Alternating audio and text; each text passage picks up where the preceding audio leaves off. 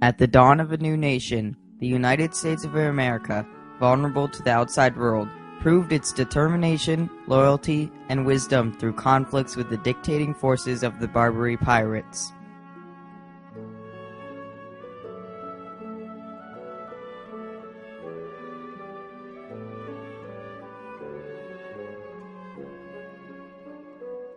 Debate and diplomacy propelled the United States through its first major victory in foreign waters, and proved the new military power.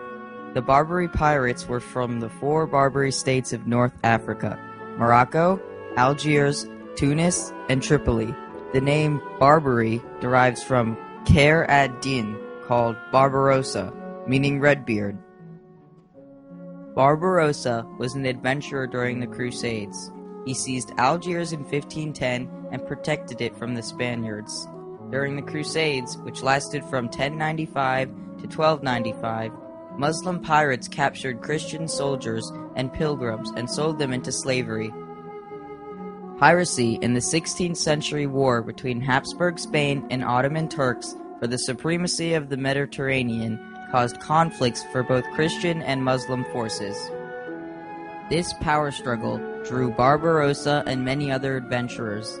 By recognizing the seniority of the Ottoman Sultan, or control by a larger power over a smaller country with some limited self-rule, Barbarossa was appointed the regent of the Sultan. By 1800, the power of the Tripolitan Corsairs, part of the Barbary pirates, had long since diminished, but reputation alone prompted European countries to pay tribute to the Tripolitan Pasha. When America won its independence, the British tribute no longer protected American ships, and so many U.S. ships were captured and sailors enslaved. In 1799, following the Tripolitan Treaty, the United States agreed to pay $18,000 a year to protect ships. On March 27, 1794, pressured by anger over the treaty and tribute, George Washington signed a bill authorizing $688,882 for the building of 6 frigates to protect the trade ships. This was the beginning of the United States Navy. Many, including Thomas Jefferson, were still not happy. Thomas Jefferson, Secretary of State at the time, urged Washington to attack the pirates. He believed the nation was strong enough. Washington addressed the country, explaining that many problems would arise by fighting the Barbary pirates. Britain was still a major threat, and by fighting the pirates, it gave Britain an easy opportunity to seize the United States. Just attacking the Barbary pirates brought problems such as America's lack of naval power and the debt from the recent war. America as a nation was still weak, and loyalty was faltering. To engage with the pirates was almost certain doom. Washington decided to instead pay the ransoms demanded by the Barbary pirates. When Thomas Jefferson was elected president in 1801, he said that the U.S. Navy was capable of fighting off the Barbary pirates.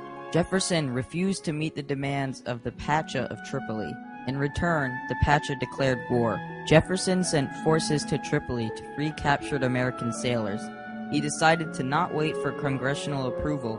Jefferson sent naval squadrons to Tripoli under the slogan, "Millions for defense, but no 1 cent for tribute." With the leadership of Richard Dale and Edward Preble, the United States blockaded the ports, bombarded the Tripolitan shore fortress, and engaged in close combat. On February 6, 1804, Stephen Decatur led 74 volunteers into the Tripolitan harbor to burn the captured American frigate, the Philadelphia. British Admiral Lord Nelson called it the most daring act of the age. This successful mission, along with other acts in the Tripolitan War, continued to set examples for the U.S. Navy. In 1805, the Marines attacked the Barbary pirates' capital of Derna, Tripoli. This act is acknowledged in the Marines' hymn by the phrase, "To the shores of Tripoli," and the first U.S. flag was hoisted in the Old World. In June 1805, Tobias Lear negotiated a peace treaty with the Pasha of Tripoli. William Eaton, who was the consul to Tripoli in the first treaty, had proposed another plan to Congress.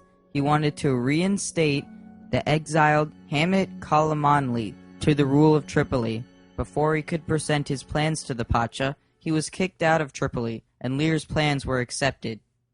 After the end of the War of 1812, Decatur and Commodore Bainbridge returned to the Mediterranean to end the Barbary pirates.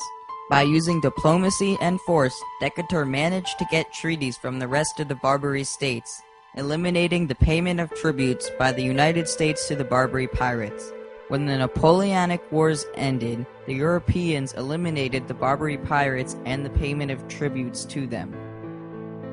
The Barbary Wars represent debate and diplomacy through treaties, opposing views, and war for the freedom of trade routes.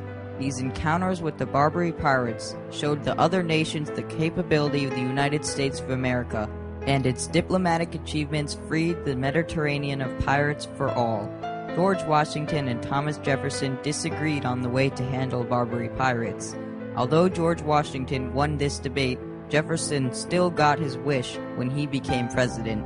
Presentation of Eaton's treaty would have been catastrophic, and it only would have enraged the Pacha. Luckily, Tobias Lear's treaty was accepted, and in the Second Barbary War, the Barbary pirates were vanquished forever. These events are noted in the Marine hymn by the phrase, "To the shores of Tripoli," which is still sung today. Even though the Barbary pirates and the Barbary Wars are not well known today, these events proved the United States freed the trade routes to improve economy and form the United States Navy. This war was the key to success for the United States' survival through the early years, and the determination it took to propel itself through the war certainly paid off in the end.